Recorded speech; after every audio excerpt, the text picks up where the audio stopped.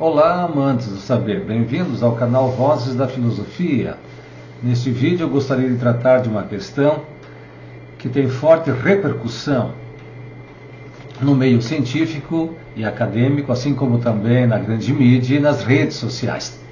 Trata-se de saber se o ateísmo é uma atitude filosófica, científica e intelectual. Ou seja, para ser cientista, filósofo ou intelectual, é preciso declarar-se ateu. O ateísmo é uma condição de possibilidade do fazer científico e filosófico? Primeiramente, eu gostaria de dizer que a declaração de ateísmo não é uma credencial de credibilidade filosófica e científica. Assim como também não é um índice ou um sinal de racionalidade. Pode ocorrer justamente ao contrário. Um intelectual, um cientista ou um filósofo pode querer ocultar sua debilidade ou fragilidade teórica, sua falta de embasamento filosófico ou científico em suas próprias posições, apelando para o ateísmo, para a impossibilidade da existência de um ser supremo, sobrenatural, ou seja, para a impossibilidade da existência de Deus. O surgimento da sociedade moderna coincide com o nascimento da ciência moderna.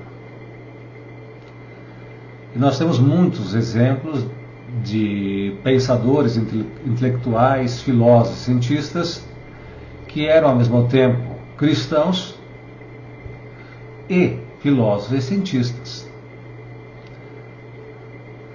Tome aqui o caso de Bacon, de Descartes, de Locke, de Galileu, mais tarde de Leibniz e mesmo de Kant e mais tarde ainda de Hegel, dentre tantos outros, que ao mesmo tempo que faziam boa filosofia, não deixavam de crer na existência ou de admitir a existência de um ser soberano. Descartes, por exemplo, dizia que a existência de Deus é uma exigência da razão. Inclusive, ele apresenta 3 provas racionais que pretendem demonstrar, logicamente, a necessidade da existência de Deus. Para Descartes, a fé não é irracional. Ela tem um papel suplementar ou complementar em relação ao trabalho da razão. Ou seja, aquilo que nós alcançamos pela razão, não é ainda a totalidade do conhecimento.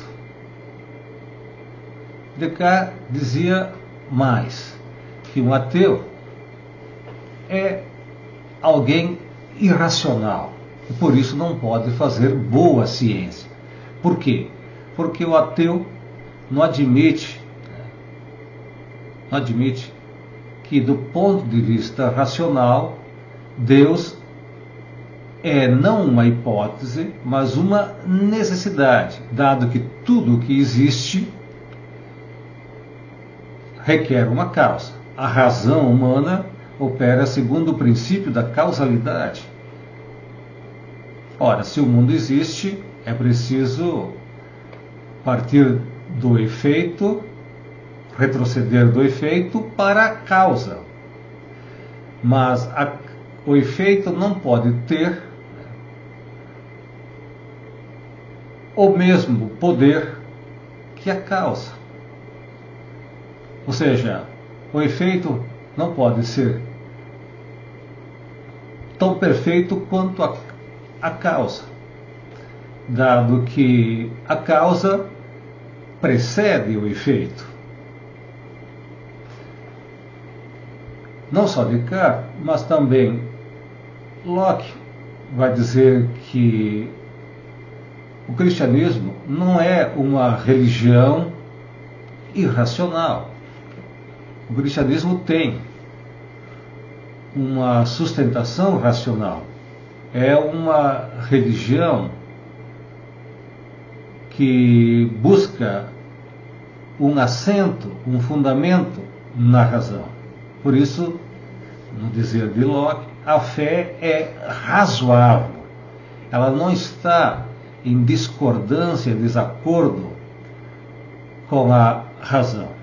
Ela está além da razão, mas não está em discordância da razão. Ou seja, a fé não contradiz a razão. Contudo, o desdobramento, ou melhor dizendo, o desenvolvimento científico moderno e contemporâneo, sobretudo a partir de novas teorias, ou seja, esse desenvolvimento científico impulsionado então pelo positivismo e pelo neopositivismo, que reduz todo o conhecimento, que pretende reduzir todo o conhecimento à ciência, ou seja, a ciência, no entender dos neopositivistas, é o único conhecimento possível, né, o assim chamado cientificismo ou fundamentalismo cientificista, reduz todo o conhecimento à ciência, ou seja, a ciência é o único conhecimento possível ou válido, banindo então todas as outras formas de saber ou de conhecimento como se fossem fontes de superstições ou de ilusões humanas.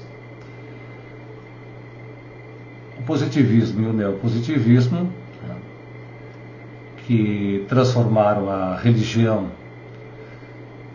secular, ou melhor dizendo, transformaram a ciência, né, na única forma de conhecimento possível, fundam-se sobre a ideia de que nada existe para além da matéria.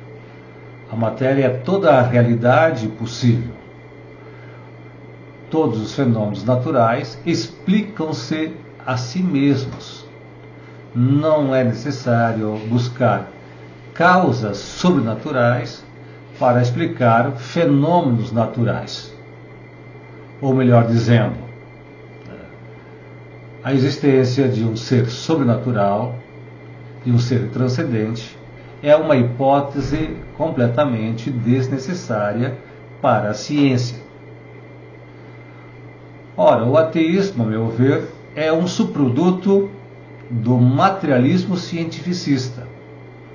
O ateísta imagina poder fundar suas posições sobre a explicação científica, mas existem questões que o materialismo cientificista, seja ele mecanicista ou dialético, não pode produzir explicações convincentes sobre questões como, por exemplo, a origem do universo, a origem das diferentes e complexas formas de vida existentes. O materialismo cientificista não pode explicar a origem da vida humana ou da inteligência humana. Como seria possível que da matéria inerte possa emergir uma vida inteligente? A teoria da evolução não é, digamos assim, uma explicação cabal ou definitiva de todos os fenômenos naturais e não pode, como eu disse, responder de forma convincente, consistente a essas questões. O que sugere que existe uma explicação inconclusiva ou uma lacuna explicativa, um salto lógico no interior da teoria evolucionista ou do materialismo cientificista. O próprio filósofo Kant nos advertia na crítica da razão pura ao dizer que a razão tem limites cognitivos. Quando a razão pretende explicar ou oferecer explicações para aquelas questões fundamentais, como por exemplo a origem do mundo, do universo, a origem da vida, ou a existência de uma alma imortal, a própria razão cai em contradição. São as chamadas antinomias da razão. Mas parece que o ateísta desconhece os limites da razão e crê num progresso contínuo e ilimitado da ciência, como se a ciência tivesse então um poder explicativo, né, ilimitado. De tal sorte que o ateísmo parece hoje, né, ser uma condição para o exercício científico. Mas nós precisamos, do ponto de vista filosófico, oferecer objeções a essa pretensão, porque o próprio ateísta cai em contradição ao querer ancorar ou embasar cientificamente suas posições. Ele acaba por sair do domínio da ciência e recai num domínio metafísico, ou melhor dizendo, especulativo. Deus não é uma questão para a ciência. Deus não pode ser percebido, conhecido, sob as lentes de um microscópio ou pelas lentes de um telescópio. Deus não é passível de verificação empírica experimental. A religião opera num outro domínio epistêmico, onde o método científico não é aplicável ou não tem aplicação. Cabe à ciência explicar os fenômenos naturais e os fenômenos humanos. Cabe à filosofia compreender a realidade e compreender não só o sentido da existência humana, mas também o sentido do fazer científico, as condições de possibilidade de todos os outros saberes, inclusive da própria ciência. Então cabe à filosofia, né, demonstrar racionalmente os limites cognitivos da ciência, ou apontar possíveis limites para a investigação científica, de tal maneira que a discussão acerca da possibilidade ou da impossibilidade da existência de Deus não cabe e não pode ser decidida por um cientista. É uma questão que não pode ser submetida a um teste empírico, a uma prova experimental. Por isso que, a meu ver, a atitude intelectual mais coerente e adequada, ou mais razoável e sensata de um intelectual, seja ele filósofo ou cientista, é a posição de um agnóstico, de alguém que suspende a razão, suspende, melhor dizendo, o juízo crítico, suspende o juízo e não afirma e nem nega, ou não pretende afirmar e nem negar a existência ou a possibilidade da existência de Deus. Por quê? Porque do fato de que eu posso acreditar na possibilidade da existência de Deus, não se segue que Deus existe, assim como também do fato de que eu não acredito na existência de Deus, ou acredito na inexistência de Deus, daí não se segue que Deus não exista. Ou seja, a ciência não pode provar e nem refutar a existência ou a possibilidade da existência de Deus.